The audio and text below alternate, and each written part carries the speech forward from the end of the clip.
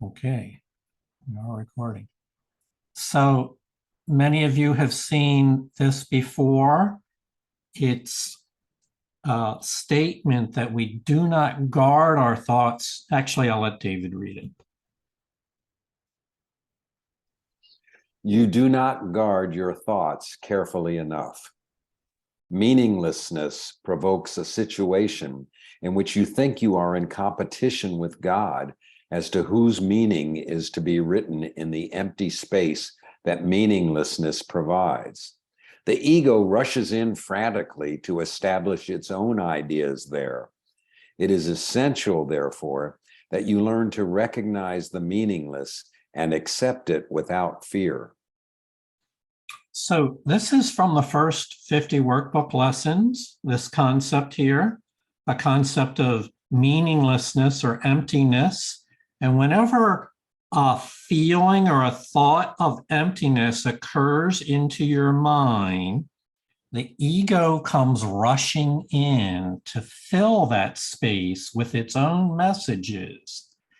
And in that moment, it provides a situation in which it's either God's thoughts or the ego's thoughts.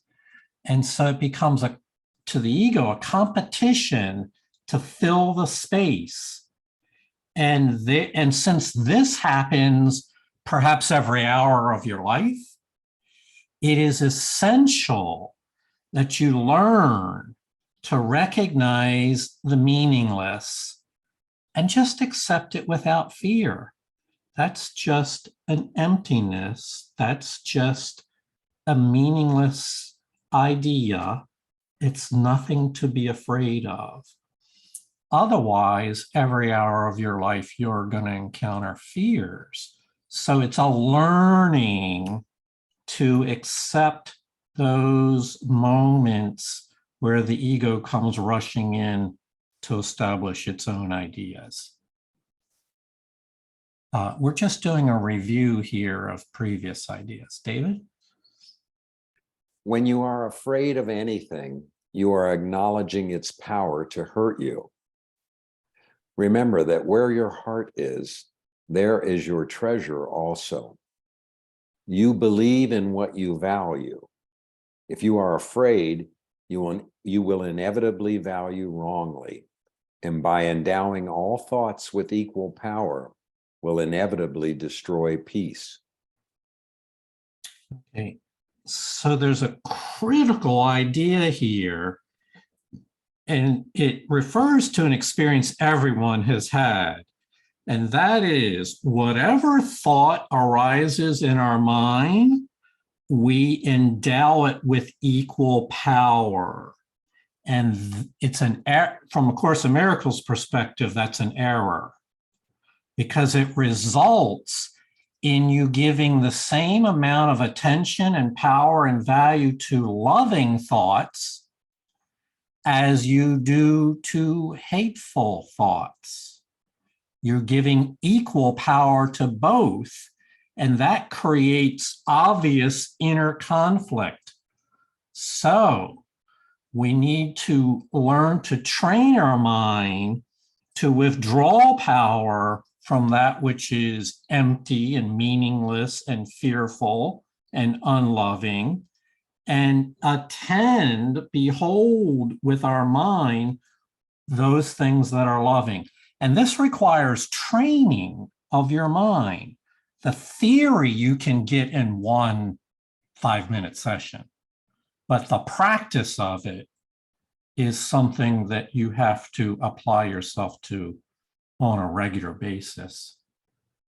Because if you value wrongly, you will endow those thoughts, and this will take you in a direction that can only result in further confusion, further judgments and guilt, and ultimately pain and suffering.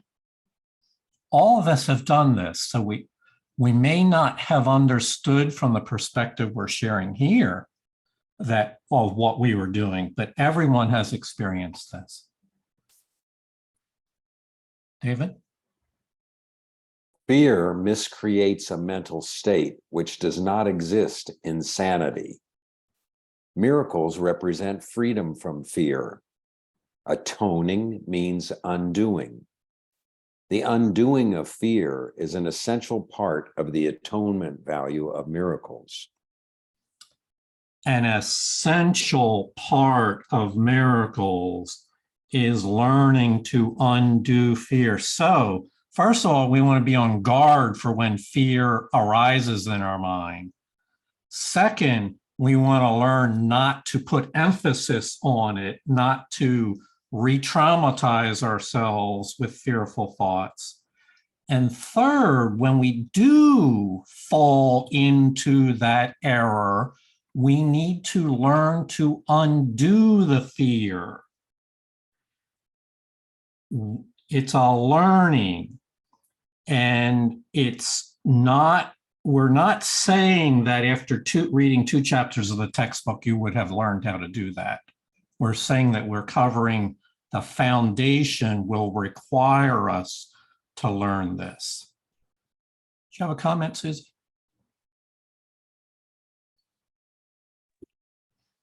Well, Sorry. Yeah, I don't know what number the lesson is, but it really helped me. The lesson fear is the stranger here. Because for me, fear was the familiar thing here, most of my life. It was so familiar to me. It became, so I love all this. But anyway, that lesson helped me recognize that, wait, everything I've been thinking, fear's the stranger, So anyway, I just thought of that lesson. Yeah, no, that's a good catch. Thank you. 1 or 2 more. Leave behind everything that you now believe and all the thoughts that you have made up. This is the release from hell. Yet perceived through the ego's eyes, it is loss of identity and a descent into hell. So Susie just said that prior to miracles, she partnered up with fear and spent a lot of time there. What miracles is going to ask us to do is change partners and change to the Holy Spirit as our partner and leave behind everything that we now believe, the entire basis of thinking and feeling that was established in fear. We're going to be asked to leave it behind.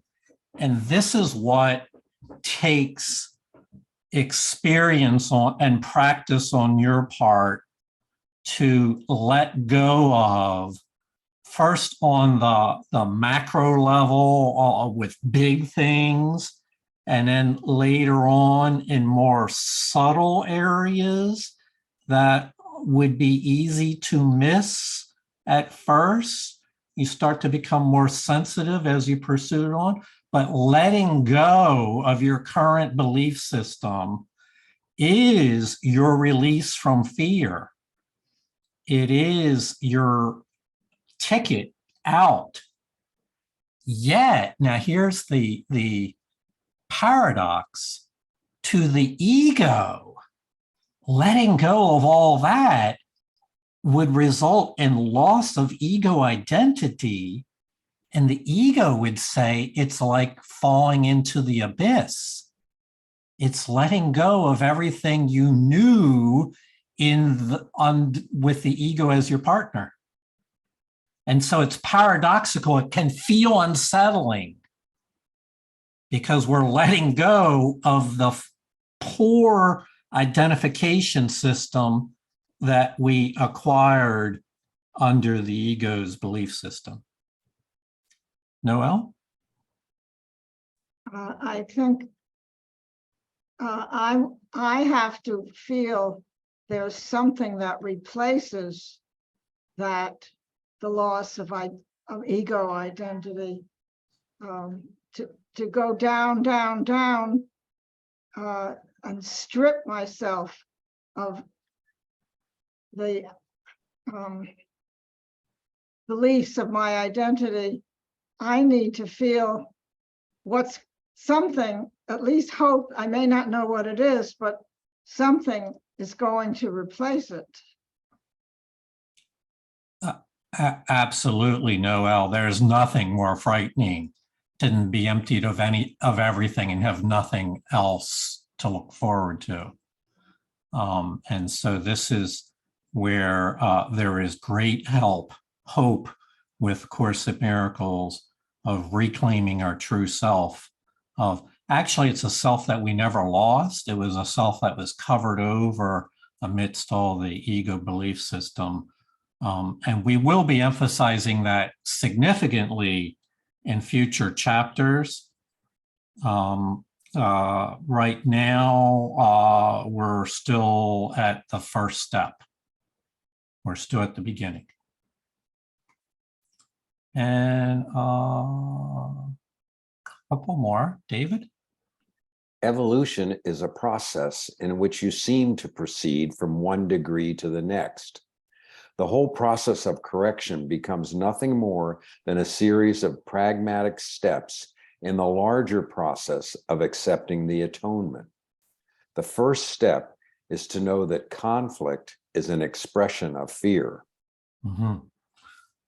So this is taken directly from the Course. It talks about a process, an evolutionary process of stepping forward. All growth involves stepping forward. The ego's goal is to have us return back to where we were and remain stuck in the existing belief system. And so the first step out is to know that mental conflicts, conflicting feelings and thoughts are the way fear expresses itself in our mind.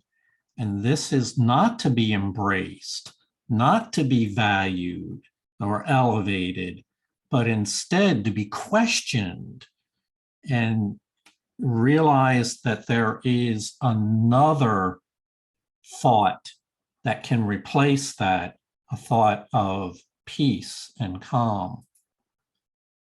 And then the last one is a slide that Lynn was particularly fond of. I'm happy to go over it again. You can create with or without love. If a mind creates without love, it can create an empty shell. The emptiness provides the screen for the misuse of projection. Inappropriate projection occurs when you believe that some emptiness or lack exists in you and that you can fill it with your own ideas instead of truth. So we started out on the first slide talking about a sense of meaninglessness, a sense of emptiness or lack. And we'll conclude on that theme because that is the way we experience the separation, is feeling a sense of emptiness, then going into a panic about that and attempting to fill it with our own ideas. This is projecting our own notions onto that empty screen. And that's where it becomes a expression of the ego's thought system. We will learn in this course further on to deny that temptation to express our emptiness onto the screen of our mind, and instead pause, go within, and choose to align with the Holy Spirit, and then project the Holy Spirit's teaching onto the screen of our mind, which brings comfort and peace and assurance and a sense, instead of a sense of lack, it brings a sense of abundance. Okay, so those were kind of random thoughts. We've we are going to do a review of some of the essential concepts from chapter 1 and 2. We're not going to be rereading the passages again. What I've done is I've taken a lot of those ideas and assembled together, rearranged them, and expressing them to you in a different form, but without intending to change the message. Here's the ideas that we're going to highlight here. There are others. This is not a complete list. I consider all of them to be essential concepts for moving forward. One is to understand the model within the Course of Miracles of the levels of your psyche, of your mind. To understand that when we are confused about the levels, it introduces conflict. And so we need to learn to distinguish right-mindedness from wrong-mindedness. This is just a summary. We're going to go into each one of these in details. Then we'll go over what's called the real basic conflict in the mind. You have to understand the nature of conflict in order to be able to step away from it and accept the healing that the Holy Spirit offers. Ultimately, learning to do that will heal the split mind and result in an integrated self, a mind that is united around a common purpose and is no longer experiencing inner conflict. And all of this is done in the service of releasing your mind from the prison cell of fear. And so we will recall that there are two types of release from fear, and we will learn to recognize when fear arises in our mind and to deny power to it, deny that it has no power in and of itself. If anything, it is our mind that gives power to the fear. This is like giving your faith to fear, and we need to learn to correct that. And then finally, speaks to Noel's idea, not wanting to get rid of your current identity without having something to look forward to. There's the concept of the atonement, which is the restoration of our true self into a unity of all things. So these are just four of the fundamental ideas. I can't imagine proceeding forward without an understanding of each one of them. So there's not a lot of reading here, but there is, it does require your attention. So we have Sigmund Freud introduced a concept of levels in the mind. He called them, the labels he gave them were the superego, the ego, and the id. And that framework was a very good starting point. We would still call that one model, one looking at it. But with A Course in Miracles, our goal is to move beyond the Freudian concept to one that is more hopeful and that recognizes the role of spirit. So what Freud called the superego, in A Course in Miracles, we'll call the superconscious or the soul. What Freud called the ego, we'll call the conscious mind. And the conscious mind can be, as we all know, can be occupied by the ego, or it can be occupied by the Holy Spirit. So what prevails in your conscious mind is largely a matter of mind training. If you're unconscious of any of these things, the ego will prevail. If you complete this course and practice on a regular basis, the Holy Spirit will prevail in your conscious mind and you'll become right-minded. And then what Freud called the id is referred to in Course in Miracles is merely a superficial layer of your subconscious mind.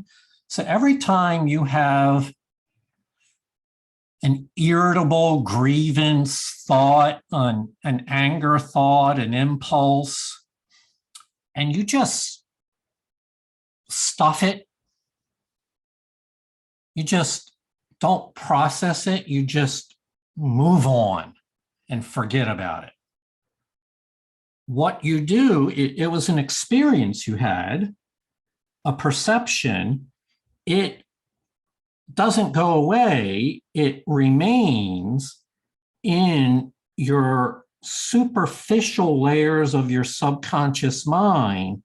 It's there to recall if you want to, but if you want to forget about it, it'll just remain slightly beyond your conscious recollection. Sometimes it'll reappear in dreams, or it'll be triggered by some other event. What the Course says is that is merely the superficial layer of your subconscious. If we go deeper, this is what Freud did not know. If we go deeper, there is a deeper subconscious layer called the miracle domain. And this is the domain of Christ mind. This is where your impulses to reach out and be helpful to others, to help heal others, the impulses come from that domain. And when the superficial layer of your mind is filled with fear, then the miracle impulses will be blocked or rerouted by the layers of fear there, and it will be ineffectual. However, its purpose of this course is to clear out the fearful content of your superficial subconscious.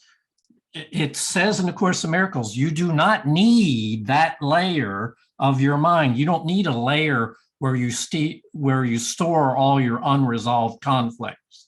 That is not necessary.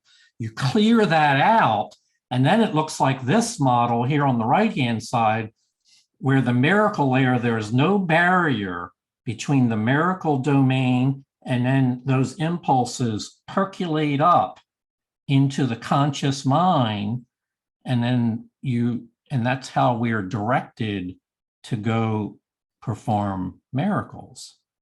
There's no interference from our stored grievances and judgments and guilt.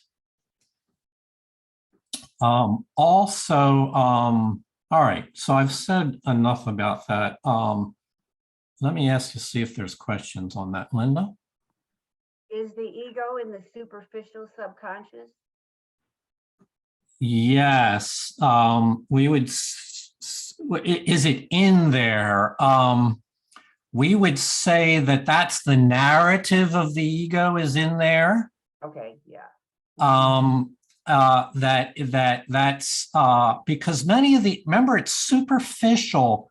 So these may be things that you really don't believe and hold to heart, but you've maybe had an experience that didn't go so well, and you haven't completely freed yourself of it.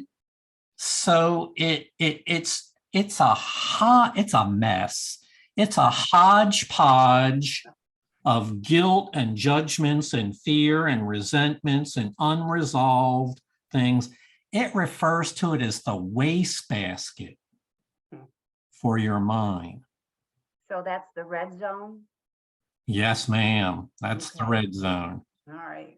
And the thing that is brilliant about A Course in Miracles is it says that layer is not essential for a healthy well-being, a healthy mind. You do not need a storage locker full of resentments to have a healthy life, a healthy mind. In fact, a storage locker full of resentments will interfere with your right-mindedness. It will counteract the impulse is to be helpful and loving and forgiving. So the goal of this course is to empty the storage locker, and then without any stored resentments, Linda, since you asked the question, if there's nothing from the past whatsoever that we are carrying around, you could see how it would free our conscious mind to be living in the present.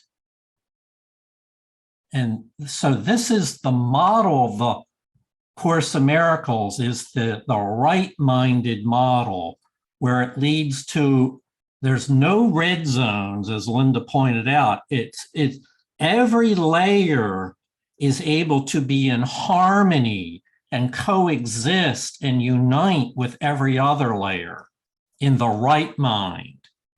Whereas in the wrong mind, there's conflict. And the conflict appears in your mind as fear. There's a lot more that can be said about all of this. So we're doing it at a certain level of summary or review. We'll go on for now, but we can continue after our normal time if anybody, because I love this stuff. I think this is really fascinating. Questions or comments? Okay, so the layers that we just talked about are referred to as the levels of the split mind, multiple levels. And the Course has a great deal to say about level confusion.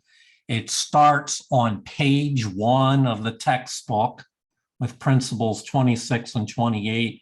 I'm going to let David read them. Number 26, a miracle rearranges the order of perception and places the levels in their true perspective. This heals at all levels because all sickness comes from confusing the levels. Number 28, miracles are a means of organizing different levels of awareness. One level of the mind is not understandable to another. So it is with the ego and the spirit, and with time and eternity. Take note of that. Different levels of your own mind, and they don't understand one another. The ego level of the mind has its own separate agenda from the level of your superconscious where the Holy Spirit dwells. So there's inherent conflict in this split mind into multiple levels. And so that's what we need to heal from. This all healing in A Course in Miracles refers to righting this problem. Let's go on. You neither created yourselves nor controlled your creation. By introducing levels into your own perception, you opened the way for body image distortions. The concept of any sort of need hierarchy arose because, having made this fundamental error, he had already fragmented himself into levels with different needs. You cannot operate or behave effectively while you operate at split levels. But as long as you do so, you must introduce correction from the bottom up. Consciousness is the receptive mechanism, receiving Holy Spirit messages from above or ego messages from below. All right, so fragmenting ourselves into levels results in feeling, combined with a sense of emptiness, results in multiplication of needs, or it's a perception that we have many, many needs on all these different levels, and then we become driven to go outward seeking fulfillment of those needs. I think I've just described the human experience. It's based on a confusion of being split into multiple levels and thinking the answer is out there somewhere. It's a drivenness. You cannot operate or behave effectively while you operate at split levels. However, since that is our starting point, we must introduce a solution that is appropriate for behaving and operating at split levels. And the Course of Miracles says you must introduce correction from the bottom up. And so this is the entire basis of the approach I take to A Course of Miracles, is we've got to get to the bottom of the problem, which is the storage locker of the superficial subconscious, where all your past resentments and errors and grievances and judgments and fears are stored. Trust me, if we could somehow, you would forget everything that's ever gone wrong in your life, and you were totally free of all that, you would be free. And so that is the goal here. You would say it would take a miracle to do that. And you'd be right. Well, that's why we're dealing with a plan that works with miracles. So you must introduce correction from the bottom up. This could be reset by some people as you got to do your shadow work. Okay. And I make one more contrasting point. There are spiritual programs that try to use a top-down approach. So we're going to start, and they look a little bit like this. We're going to start from the assertion of love and oneness and peace and harmony amongst all things. And we're going to just focus our mind up on that level and leave all that dirty work down there in the subconscious mind. We're going to leave that alone because it's messy down there. Nobody likes being in the dark and damp places of their mind. So so they would use a top-down approach to spirituality or healing. The Course in Miracles teaches, this is not my words, you must introduce correction from the bottom up. And so I insist that that be the approach we use in order to remain loyal to the author of the course. We got to address the storage locker of resentments and fears and grievances from the past. And we have the manual for doing that. And by the way, I'll just say, every time any of those impulses come up, what do you do with them? I'm talking about impulses from the past that have to do with resentments, grievances, fears, judgments, jealousies, anger, attack thoughts, whatever it might be. What do you do with it immediately? You make a choice not to embrace it and re-traumatize yourself and relive it, but to give it to the Holy Spirit. And because for purposes of letting it go, you surrender it over into the Holy Spirit's hands, for she knows how to process those conflicted ideas. Okay. So I'm going to move on to a new topic. Were there any questions or comments? So this is a summary. There's a lot going on here. By definition, we're encompassing 2 chapters in one session. Noelle? To start from the bottom up, it seems to me as fast as I can recognize, acknowledge the resentment, etc., and then shovel it out to the Holy Spirit. Yes, shovel it out.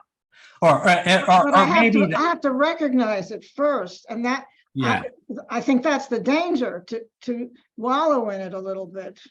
it is. It is. When we say recognize and immediately give it to the Holy Spirit, you think about 1001, 1002, give it over to the Holy Spirit.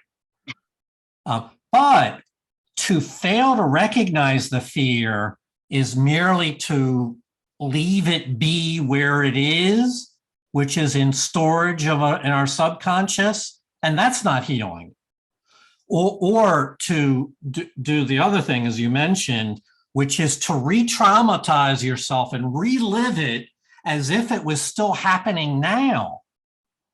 And everybody here has done that and knows what that's like.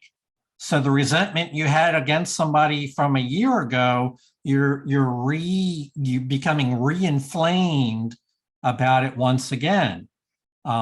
We learn to train our mind not to do that. Noel? Or to gloss over it, like you were saying, with positive affirmations that don't really move it. Yeah, correct. And this becomes subtle. Yeah, you're right, because some people call that glossing over, Noel, as just mantra it. I'll just use some words like there were magic formulas.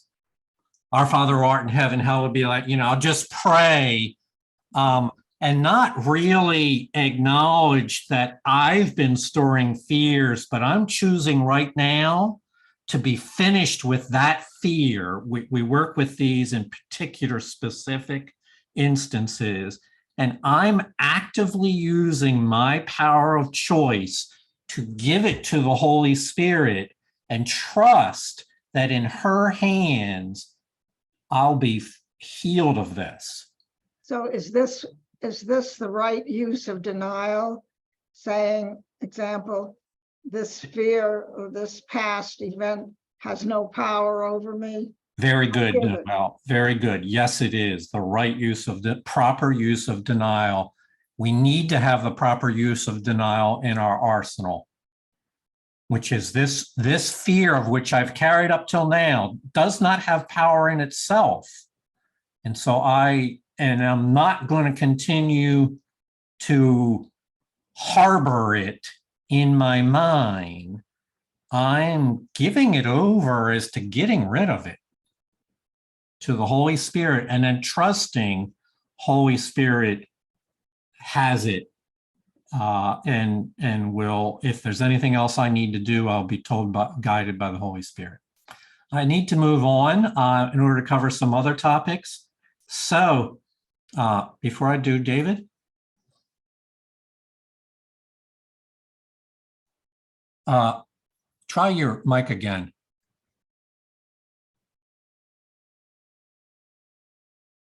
Still not getting you, David. Plugged in? Mute button? Not? David, we're audio issue. Now, There you go. all right, so now I'm speaking without my earphone. Uh-huh. Something that I read today, which just was really kind of mind-boggling, that came out of an alternative book called The 12 Steps and 12 Traditions, which many people are familiar with on this. And it says, and it's thinking about the higher self and the Holy Spirit. And I'm going to substitute the word Holy Spirit for something. If I keep on turning my life and my will over to the care of the Holy Spirit, what will become of me? I'll look like the hole in the donut. This, of course, is the process by which instinct and logic always seek to bolster egotism and so frustrate spiritual development. Mm-hmm. Yeah, it is an issue of what will I be if I give away those props that got me to this point.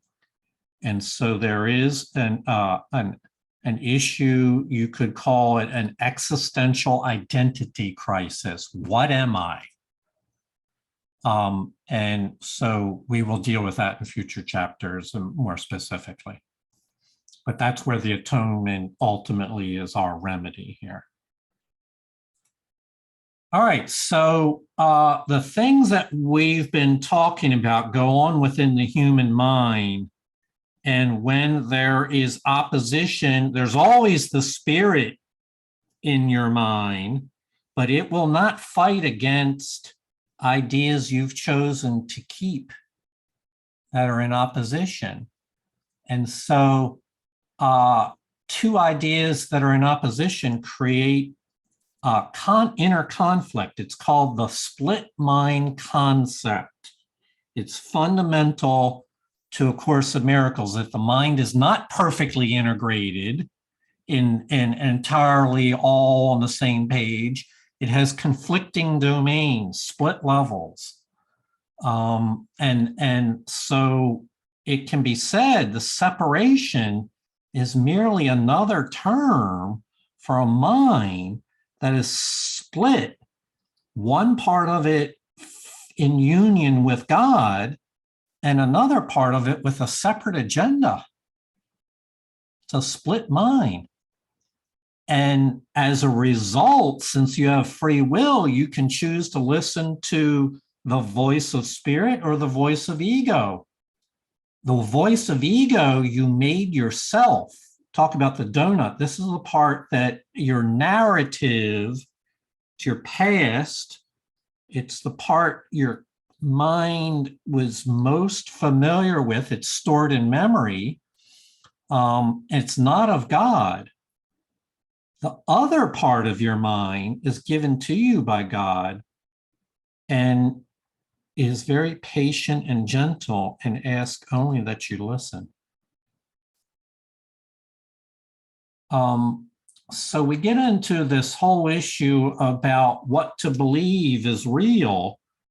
From the spirit point of view, the truth is total, and the untrue does not have a separate reality. There's not a universe or a reality separate from the one of creation, but there are mistaken ideas, illusions, but they don't truly exist. And the free will brings us, therefore, into a choice of what are we committing to? You're going to commit to the part of you, and a commitment cannot be split. You cannot serve two masters, commit either to one or the other. It has to be total, because if you attempt to commit to both of them, it merely splits your mind. And in the extreme, this can become very unstable. As long as you believe in two different agendas, you'll divide yourself across contradictory thought systems, and your need then to try to navigate that, be vigilant in navigating, becomes extreme. So this is not this is what all miracle students go through in the beginning, is a dawning realization that there's another part of their mind that they had not been as much aware of. And then they need to learn to watch their minds so that they can stop giving faith to the mind of confusion and turn their faith more fully to the mind of reassurance and peace. Has to be learned.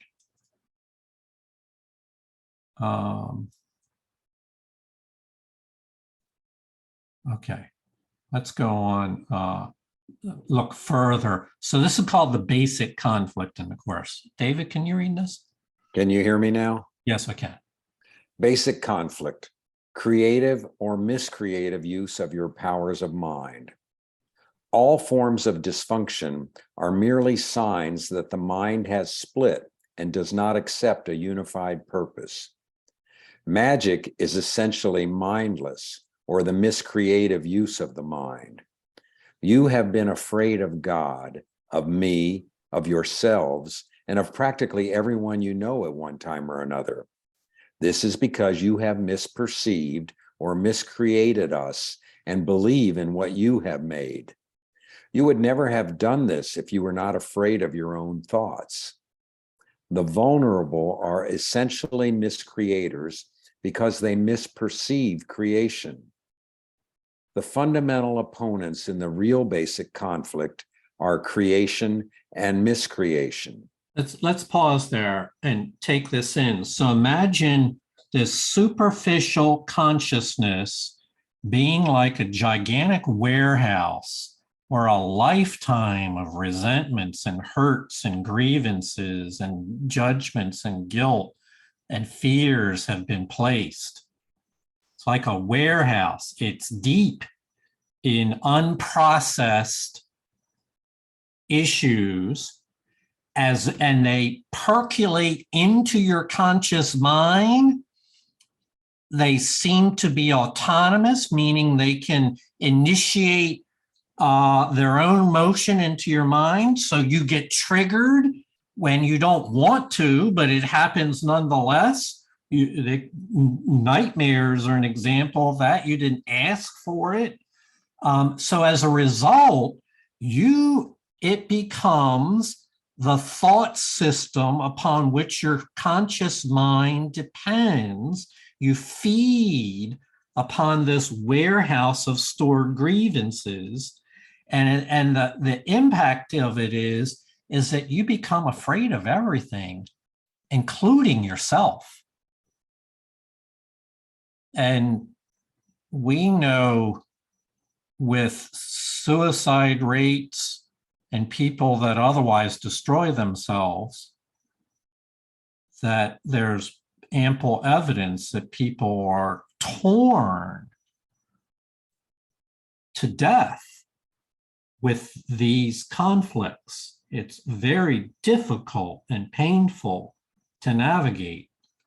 And it comes about as a result of being afraid of the thoughts that are stored in your own mind, your own interpretations. And then things that happen on the outside world merely remind you of those things that you already believe to be true because you have stored them and carried them around in memory.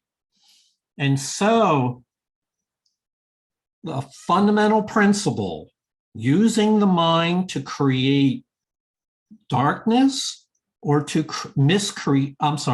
using the mind to miscreate with darkness, or as it was intended to create with light, that issue of what is the mind used for is the fundamental nature of the conflict here.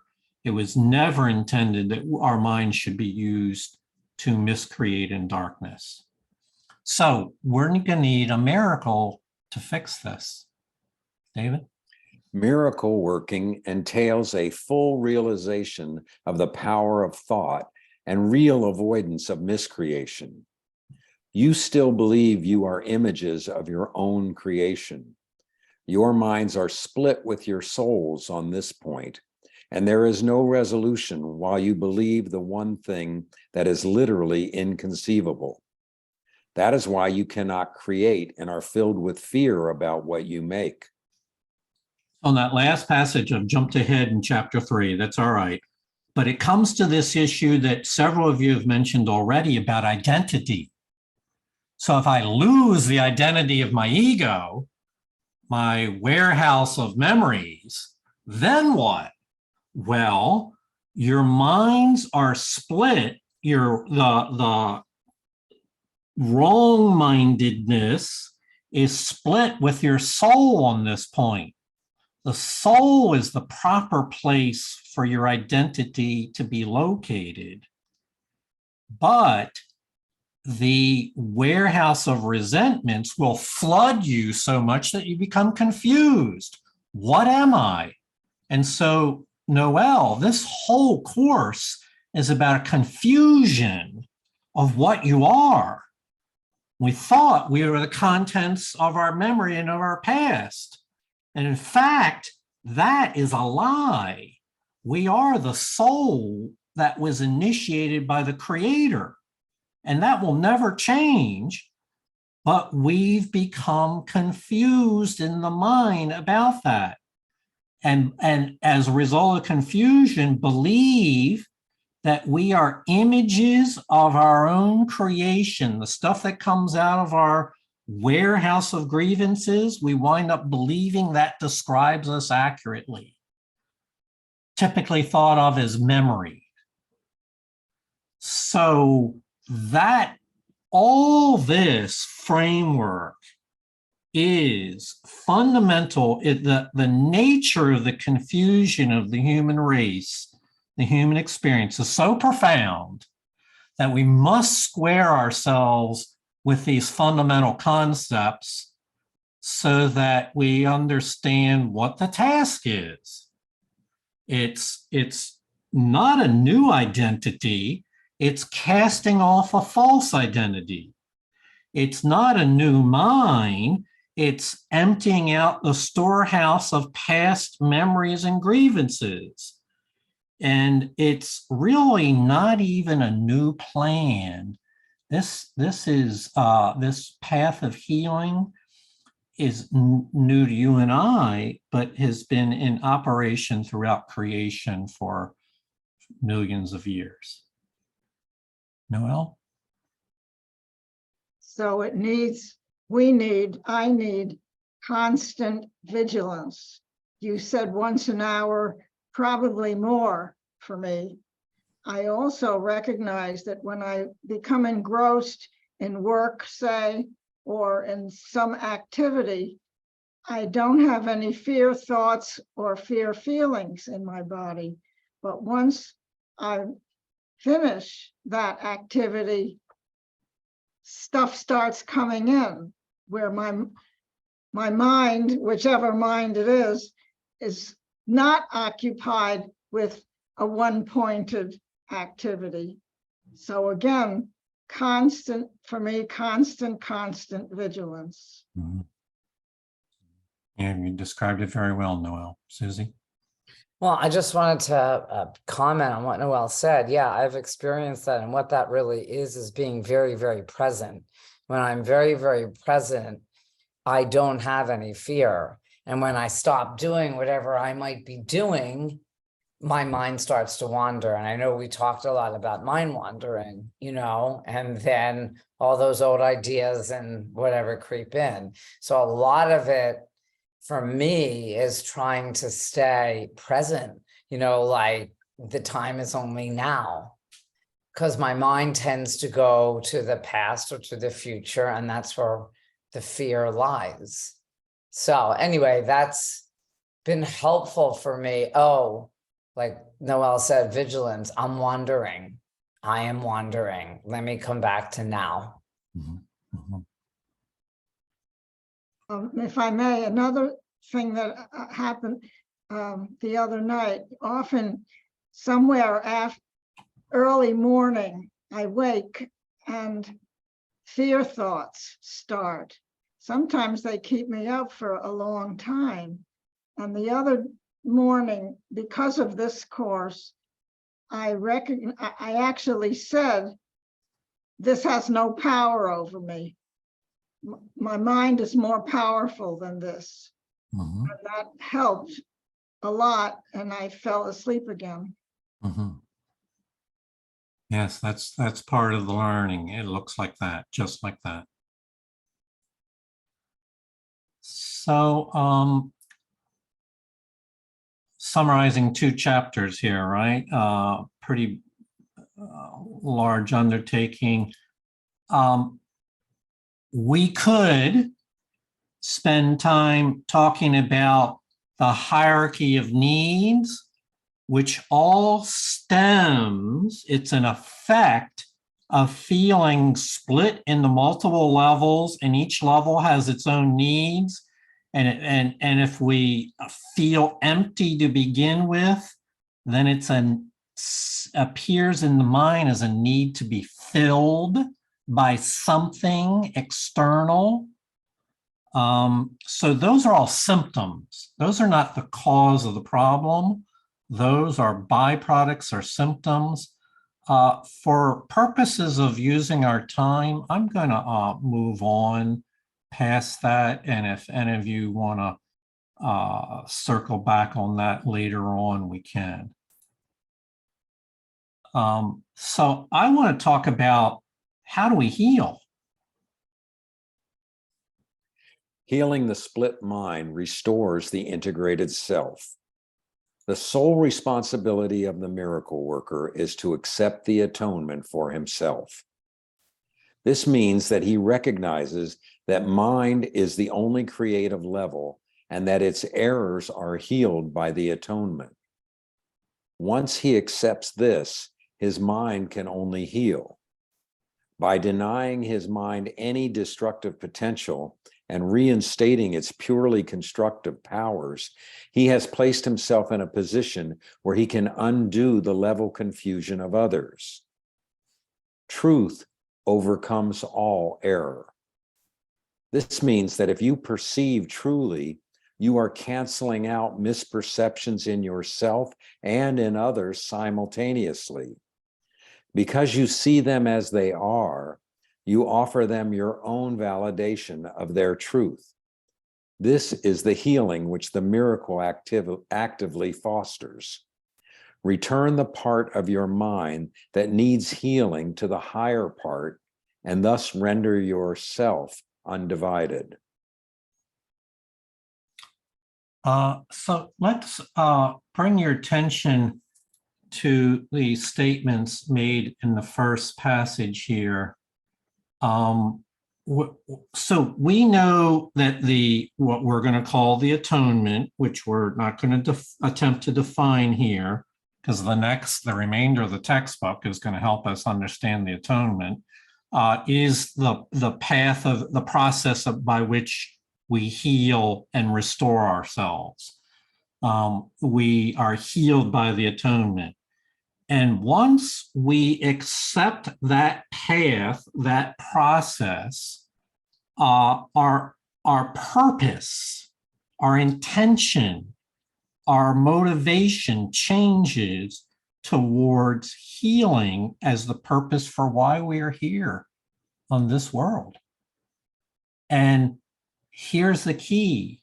We need to learn, Noel, this speaks to a comment you mentioned, learn to deny our mind any destructive potential, any potential to go back into the warehouse of resentments and use our mind as a weapon. By denying that, this is the proper use of denial, Susie, denying any destructive potential and reinstating our purely constructive powers of mind, we place ourselves in a position where not only are we healing ourselves, but we're helping to undo the confusion of others. To give all to all. It's both a giving and a receiving. So this has implications for the healing process that go far beyond what we've covered in the first two chapters, but we are pre-echoing a message that will come up in chapters 3 through 30 about how does healing occur. It occurs by the individual accepting the atonement for himself, and then with a healed mind, he then projects that belief outward onto others, and they too experience that belief system. So it's contagious in the most positive sense of the word. It's to be shared. So all this really begins with a release from fear, because we cannot heal ourselves. Remember, we said it starts from you must start from the bottom up. You must release from the fear. Where is the fear come from? It comes from the warehouse of beliefs that are stored in your memory that tell you lies about yourself, but for which we have believed were true. And so while we are talking about it theoretically here or summarily, there is a process for releasing from these fears. David, how about you read these? Fear is introduced into the superficial preconscious layer of the psyche.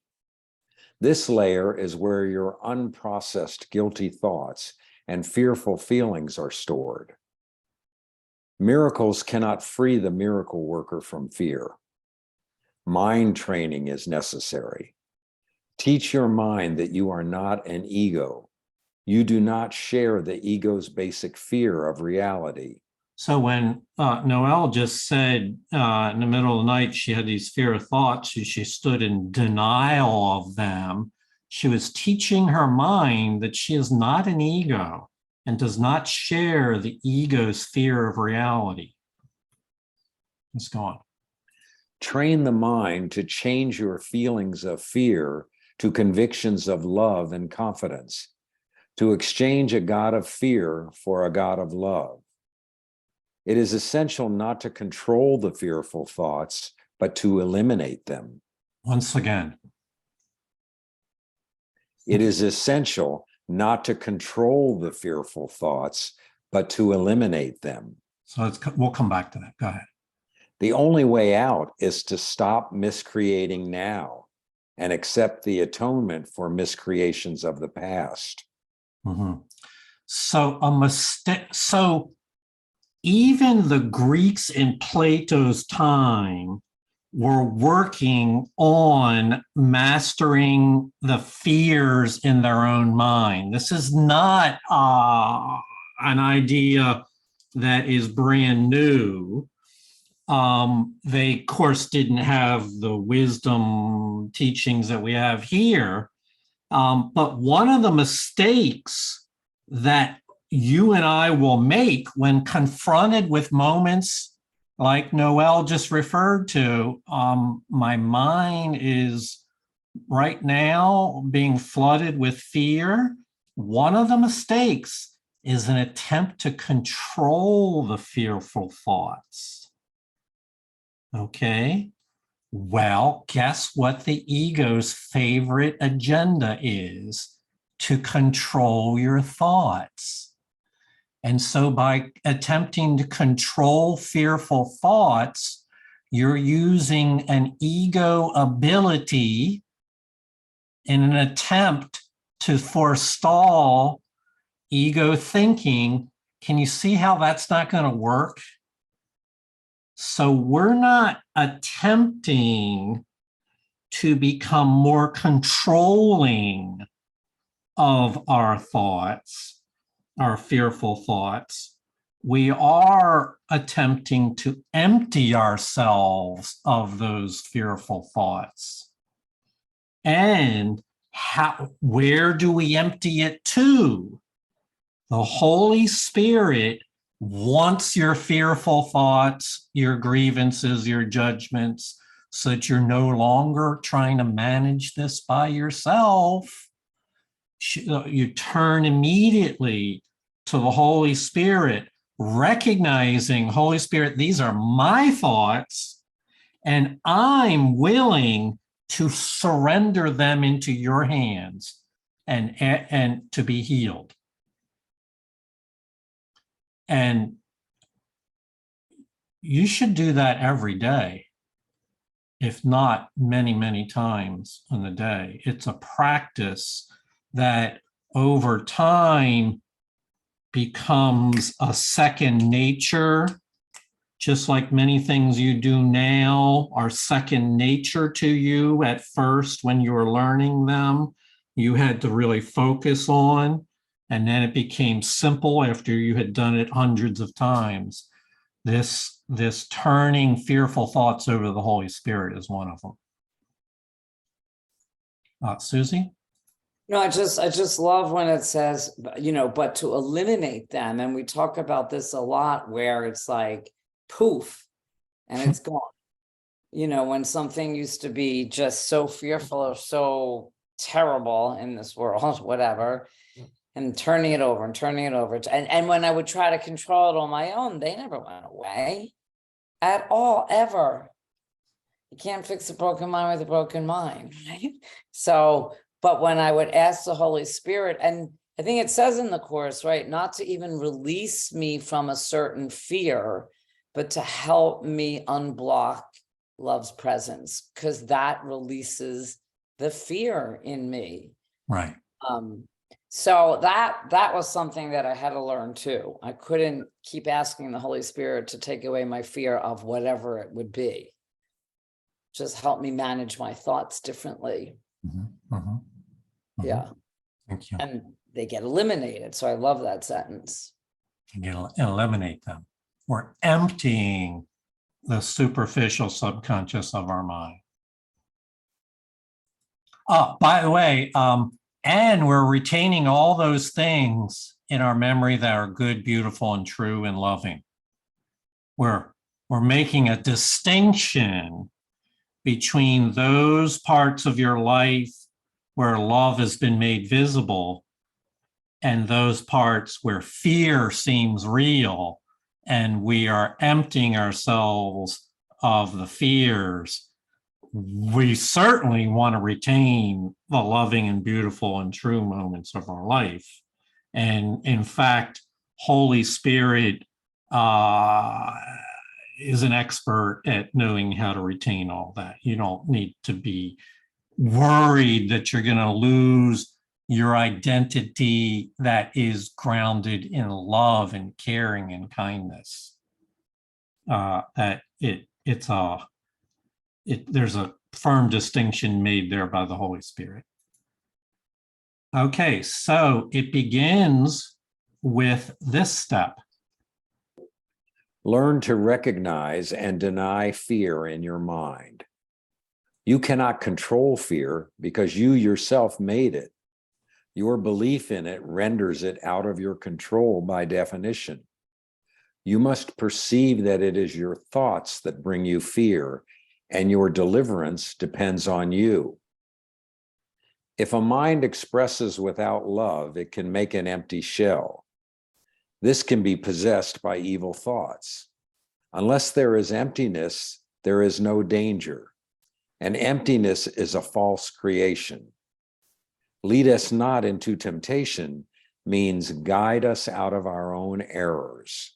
You know, a moment ago, Noelle said while she was occupied in her creative, using her ability, she was fine. But once that finished, and it was kind of like, okay, now what?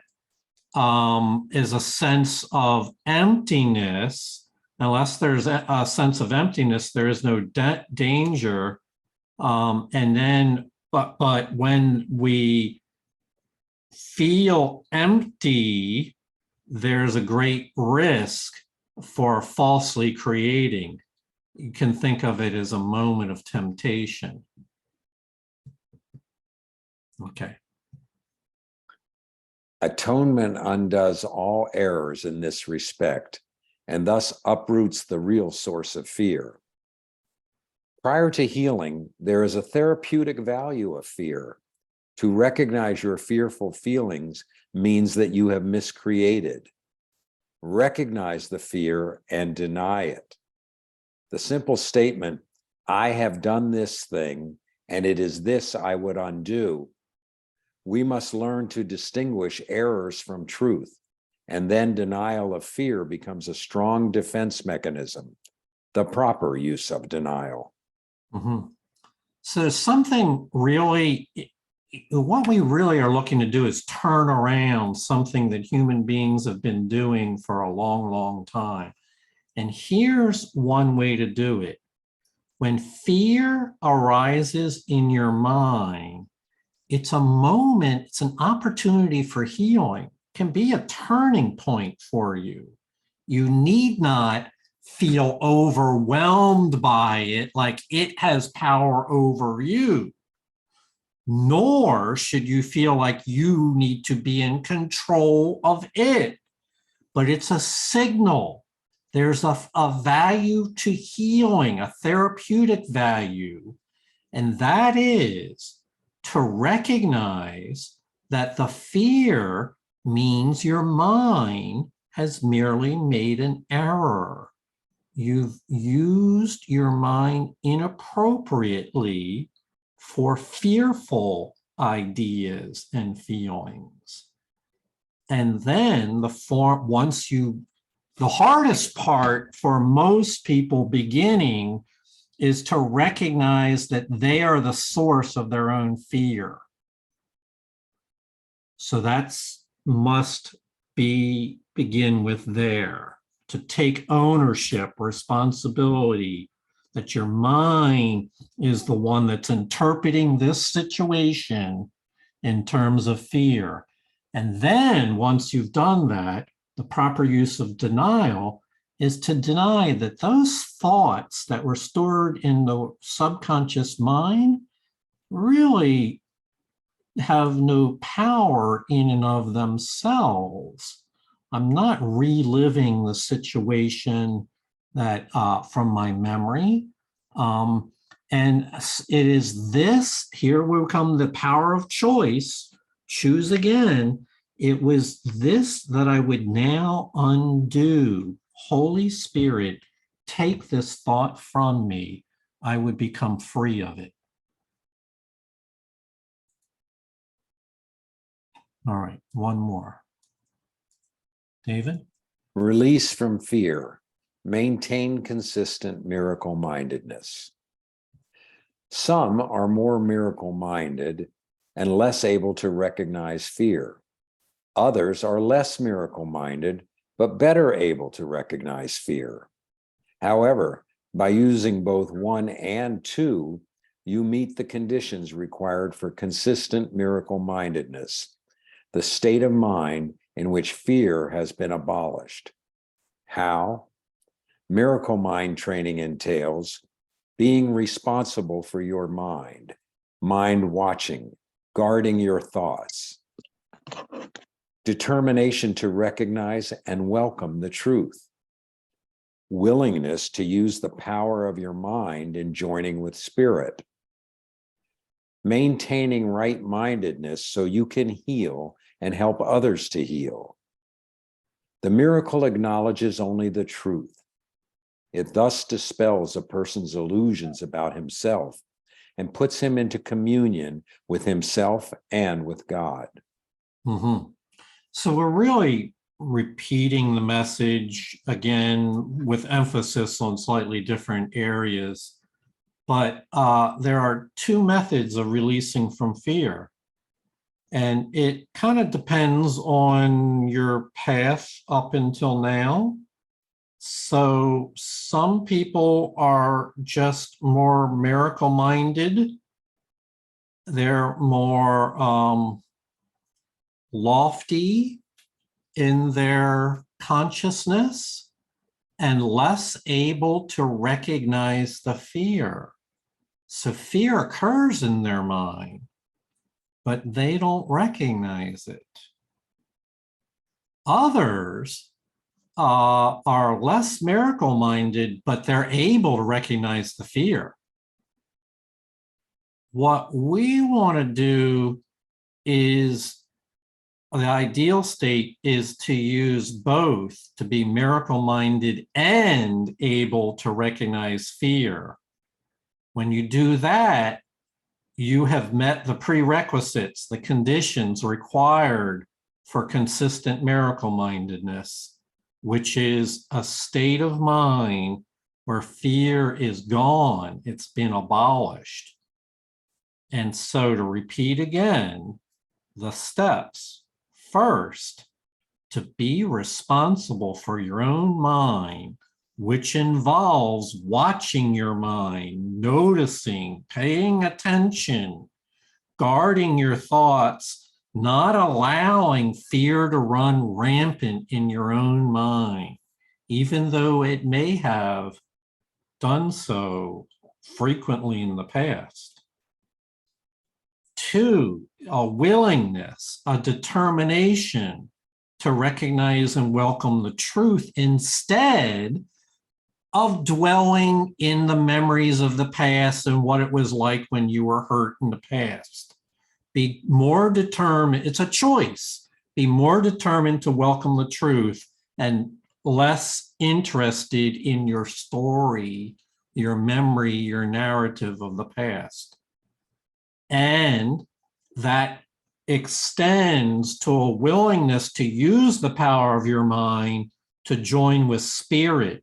You cannot truly heal by yourself.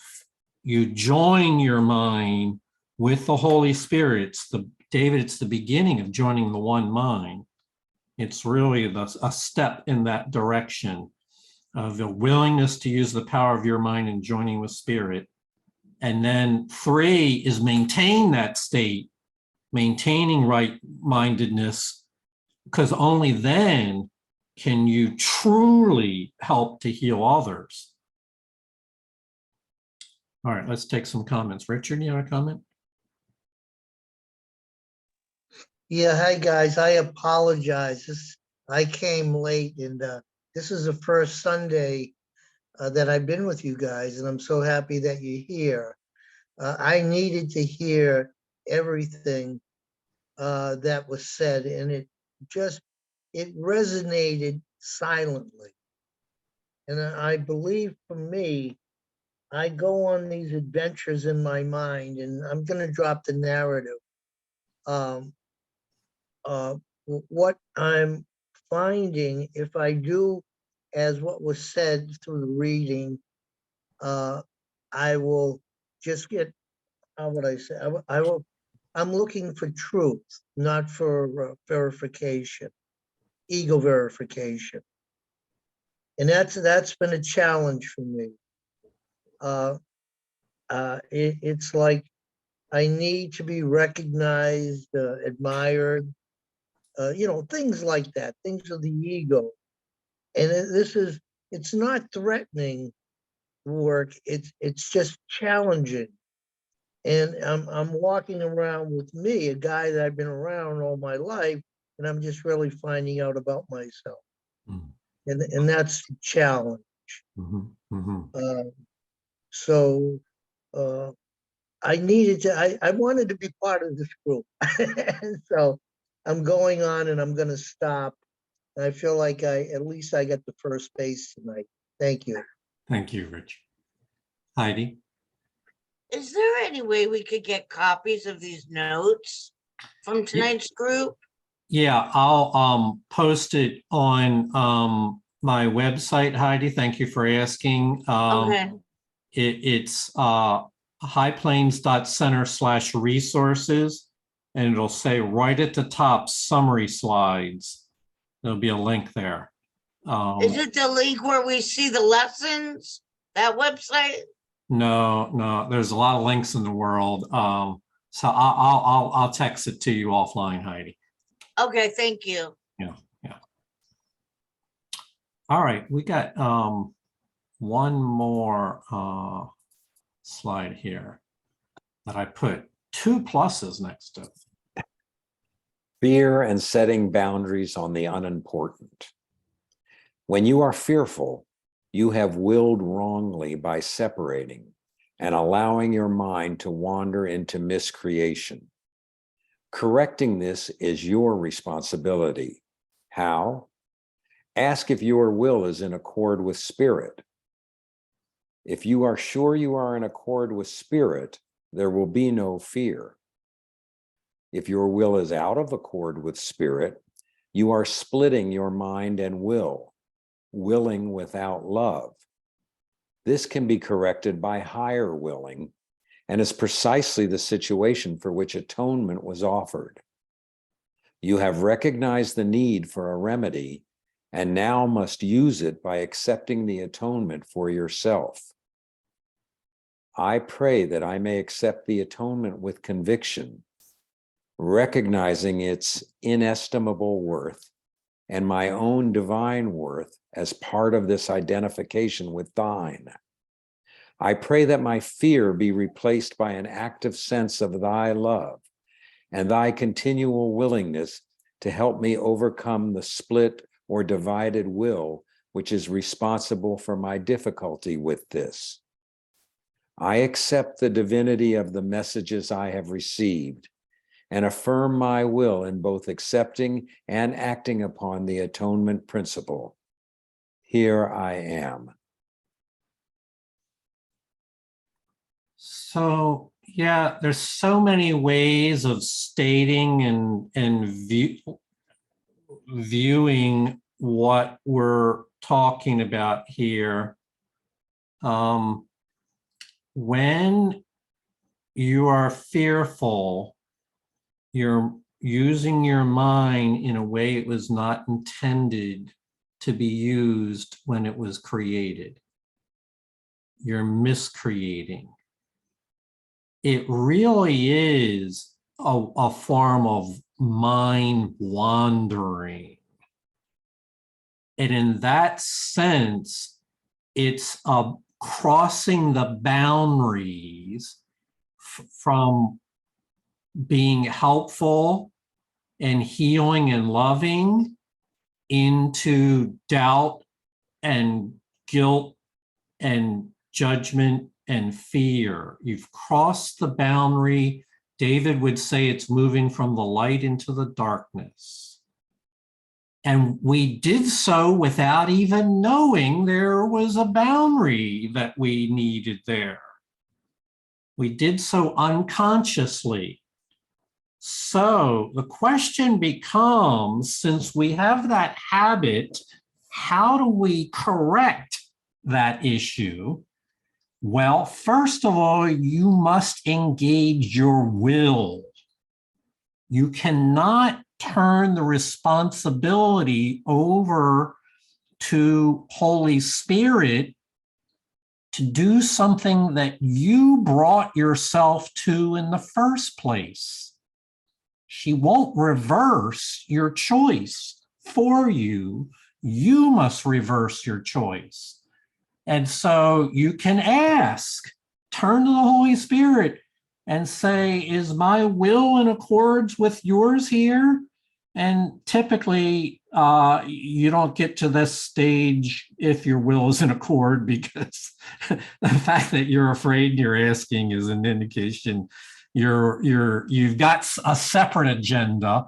And if that's the case, your will is out of accord with spirit, you have split your mind and your will into opposing camps, you're willing without love.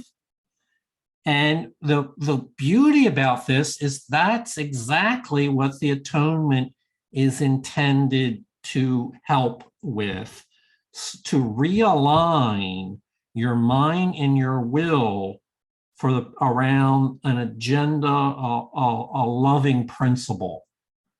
And once you realize that you made the mistake of wandering in there, but now you're reversing your choice. You're actively choosing not to embrace what you find in the superficial subconscious, the warehouse of your memories of the past, but instead you would join with the Holy Spirit's mind. Then you unite your will with spirit. And this points to, this is a reclaiming of your true identity. We will go into this a lot more in future chapters. Reclaiming your true identity. First, we have to recognize that we are not part of the Addams family. We are not part of the scarecrow and other images that the skeletons in our closet are not who we truly are. Deny that so that we can then actively and willingly engage with the truth, which is part of the whole of the atonement. So we're coming near the end of our time here, but not at all near the end of what could be said on these matters. I want to leave you with this thought, which is not directly from A Course in Miracles, but which I have found to be one of those stories that stuck with me, and I hope that you'll remember it. David, would you mind reading? When you run after your thoughts, you are like a dog chasing a stick every time a stick is thrown. Instead, be like a lion who, rather than chasing after the stick, turns to face the thrower. One only throws a stick at a lion once. So, my mind has been like a dog. Throw the stick, I'll run after the stick and I'll bring it back, and throw it again and I'll run after the stick and I'll bring it back. Focused on the stick. But a lion focuses on who threw that stick, and it confronts the thrower right away. And when you learn to watch your mind, you have to learn to watch who threw the stick. And if the stick came out of your fearful memories of the past, then turn towards them. Do not run after the stick. Turn towards them. Recognize them for what they are, and don't play the game. Deny the, what you do is you reverse your decision. I will not play this game of stick anymore. I choose instead to align my mind with the Holy Spirit. So I found that to be a useful story for that summarizes some of the task in front of us, not playing stick anymore. Simon, can you leave your email or contact information on the chat so that I can reach out to you? I don't know if you're there. Looks like maybe you left. All right, we'll take care of that another time. Comments? Noel, you had a comment? Yes, to answer what remains after the warehouse is emptied, you talked about it earlier, which is our soul and the attributes of our soul, which are only positive. Yes. That's what so therefore, with that anticipation, as you said, it's not so scary letting go of the false identity, because we just need to remind ourselves of our true identity, which is all the wonderful attributes of spirit that we can think of. Mm-hmm. As a matter of fact, it's the gateway to life, to no longer have an interference pattern in your own mind, so that now when the warehouse is empty, the impulses to be helpful and loving towards others go unimpeded. They enter into your conscious mind with no fear and no thoughts of doubtfulness. So now we are well on the way towards an integrated mind. David, we're all levels that were there that before were in conflict with one another are now able to join together around a common purpose. Your conscious mind, the deeper layer of your miracle Christ mind, your higher layer of your Holy Spirit soulful mind are all have a same agenda. This is a transformed individual here. And yes, Noel, it's trust by faith. It's the most rewarding path available for anyone. One other thing. When you talked about the, I'm sorry, I just lost it.